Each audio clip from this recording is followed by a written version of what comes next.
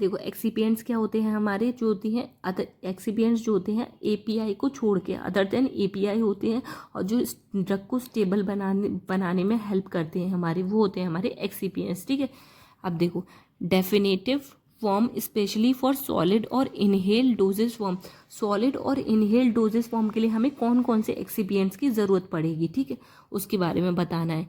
PK value and its derive and its determination, pK value के बारे में बताना होगा। ठीक है, पार्टिकल साइज क्या है, एक्सीपिएंट्स का डिस्ट्रीब्यूशन एंड डिटर्मिनेशन प्रोसेसर क्या है। ठीक है, उसके बारे में भी बताना होगा हमें।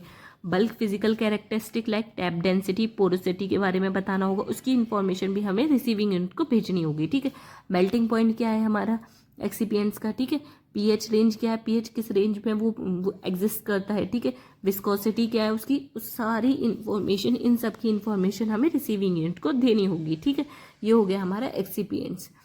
नेक्स्ट अब है हमारा फिनिश प्रोडक्ट। फिनिश प्रोडक्ट में देखो क्या होगा, हमने प्रोडक्ट को बना लिया। ठीक है, क्या हुआ, हमने उसमें एपीआई ऐड कर लिया, हमने उसमें एक्सीपिएंट ऐड कर लिया। अब हमारा क्या होगा, फिनिश प्रोडक्ट का फॉर्मेशन होगा।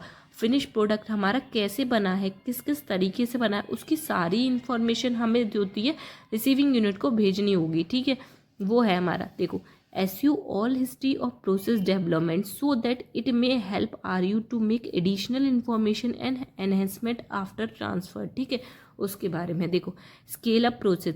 अब स्केल अप से रिलेटेड जो भी हमने प्रोसेसर यूज़ किया है उसे बनाने के लिए, हमने प्रोडक्ट को बनाने के लिए जो जो प्रोसेसर, हर एक प्रोसेसर यूज़ किया है वो भी हमें बताना होगा RU को। ठीक है, अब है हमारा data and full scale up development activity, जो जो डेटा यूज़ हुआ है, मतलब कोई भी रॉ मटेरियल कितना यूज़ हुआ है, क्या क्या हमने उसमें किया है, उसके बारे में हमें इंफॉर्मेशन देनी होगी। ठीक है, change history and it's cause. अब है हमारा चेंज हिस्ट्री एंड कॉज। इसमें क्या आ जाएगा हमारा, जैसे हमने कोई भी चेंज किया है तो हमारे प्रोडक्ट में उस चेंज का क्या इम्पैक्ट पड़ा है। ठीक है, उस प्रोडक्ट से हमारा क्या इम्पैक्ट हुआ और उसके हमें क्या कॉज हो रहा है ड्रग। ठीक है, ड्रग में उससे हमारे क्या कॉज हो रहा है, वो हो गया हमारा change history and it's cause. ठीक है, अब देखो क्वालिटेटिव एंड क्वांटिटेटिव कंपोजिशन, उसकी क्वालिटी के बारे में बताना है, क्वांटिटी हमने कितनी कितनी यूज़ की है उसके बारे में बताना है। ठीक है, पैक करने के लिए। ठीक है, अब देखो उसमें कौन क्या क्या इंक्लूड होगा। पहला क्या है हमारा कंटेनर एंड क्लोजर सिस्टम, कौन सा कंटेनर हमने यूज़ किया है पैक करने के लिए मटेरियल को। ठीक है, क्लोजर सिस्टम। कोई कुछ भी ड्राइंग से रिलेटेड, आर्ट वर्क से रिलेटेड मटेरियल हमने कौन सा यूज़ किया है क्वालिटी कंट्रोल करने के लिए, उसके बारे में इंफॉर्मेशन देनी होगी। ठीक है, टेस्टिंग और पैकेजिंग कंपोनेंट, पैकेजिंग कंपोनेंट के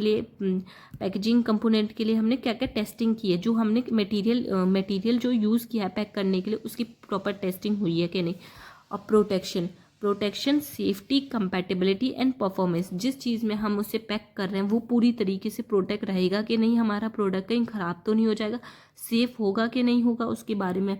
और जिसमें हम पैक करें वो कंपैटिबल तो होगा, कहीं ऐसा तो नहीं है उसके साथ रिएक्ट करके वो कुछ और बन जाए। ठीक है, उसकी परफॉर्मेंस अच्छी होनी चाहिए।